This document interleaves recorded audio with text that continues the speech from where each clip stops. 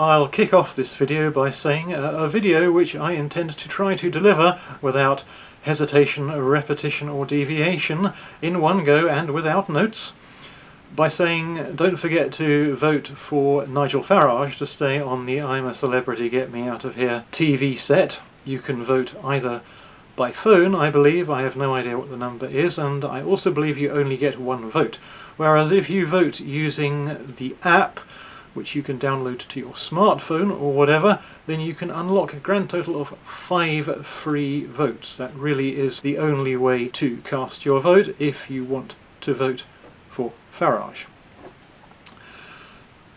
Vote splitting is very beneficial to small parties.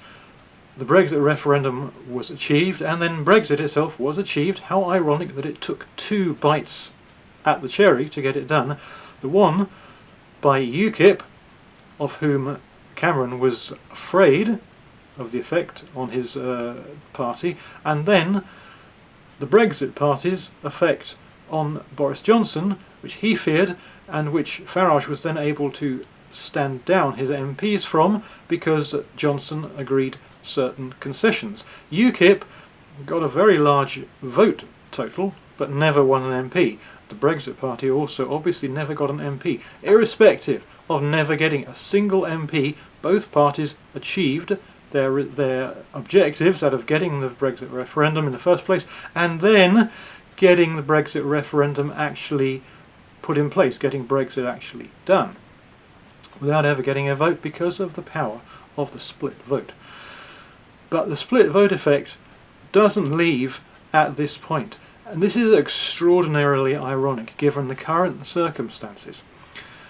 People might remember, and I did videos about this back then, that after Brexit, after the referendum result came through, there were lots of noises from the establishment, from all sides, to get another referendum, which ostensibly was to decide how Brexit would then be done. Would it be done via no deal with the EU, or via a deal which the Prime Minister at the time would negotiate?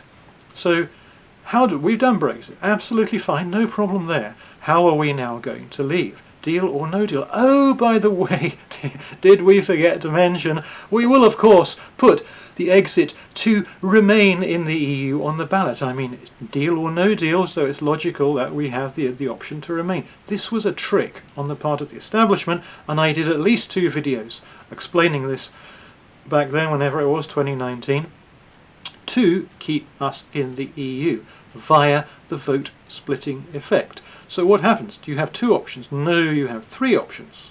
You have more than 2 options.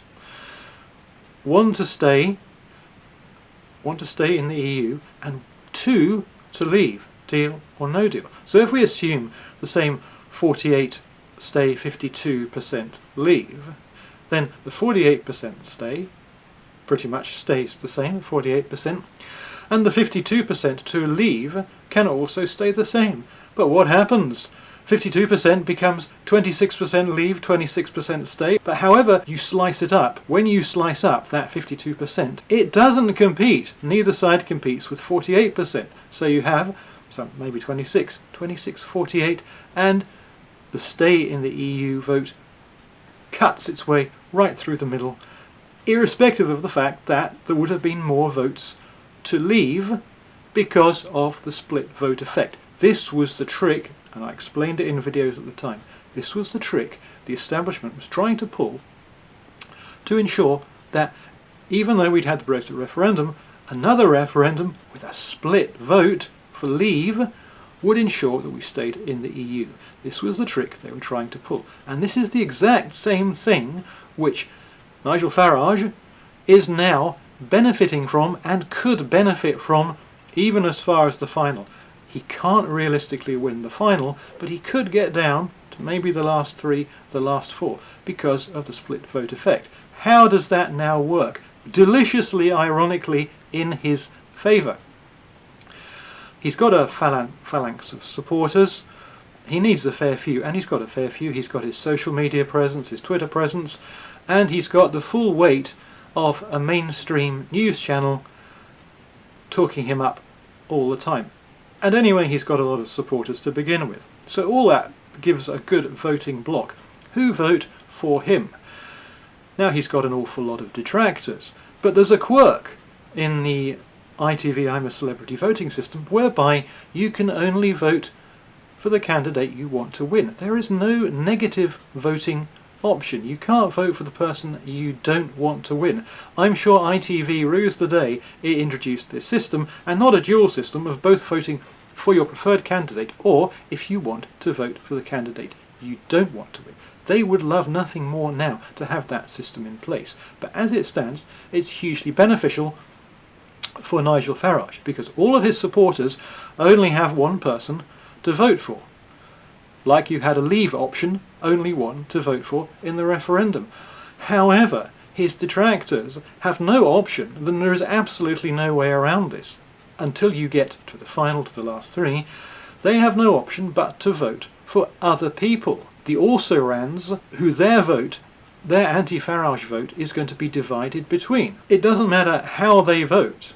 It wouldn't matter if the BBC, ITV, Channel 4 and Sky got together and said, look, we're going to come up with one candidate who we think is the most palatable, who is not Farage, and we're going to recommend that all our viewers and listeners vote for, whoever that might be.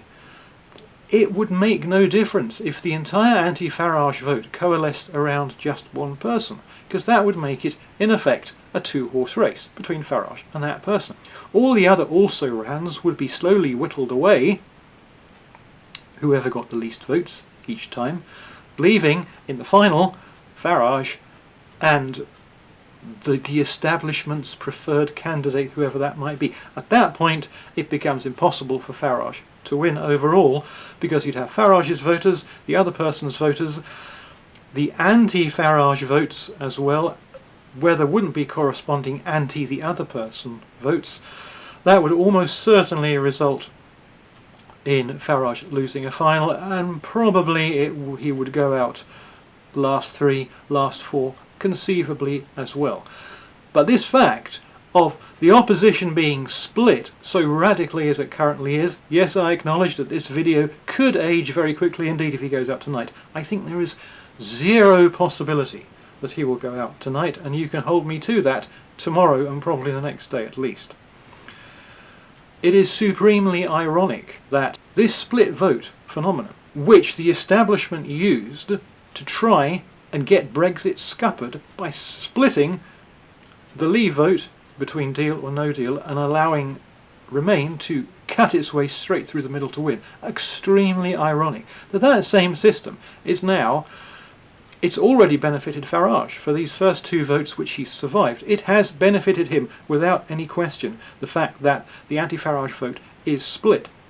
So it's already worked in his favour, and it will almost certainly, I think, carry on working in his favour for the time being at least. He probably won't get to the final, and if he does, he probably won't. He almost certainly won't win it, because then the anti-Farage vote will scupper the whole thing. But up to that point, it is helping him to allow the also-rans to all be whittled away, leaving him and maybe one, two others towards the end of it. And it comes down to more than just a simple retarded reality TV show, because obviously all this time, yesterday I saw a video where Ed Balls on some ITV morning show was trying to bait Frankie Dettori, the first one who was voted off, into saying something negative about Farage. And what does Frankie Dettori say? He says something nice about Farage all the time, that Nigel stays in the camp. All this time, positive press in one form or another is being generated for him, and we know that almost certainly Farage's primary option is to find a safe seat within the Conservative Party, get parachuted in, become leader, sit back while Keir Starmer has at least one term as Prime Minister, and then becomes Prime Minister subsequent to that. We can be pretty sure that that's his objective, and all this positive press which is being generated for him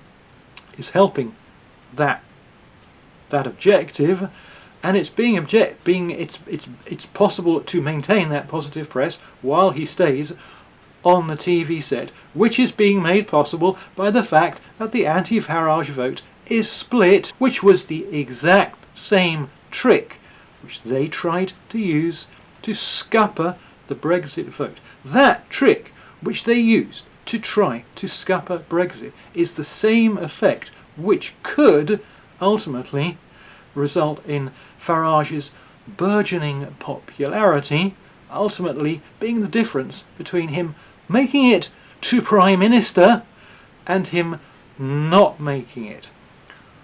What supreme irony that is.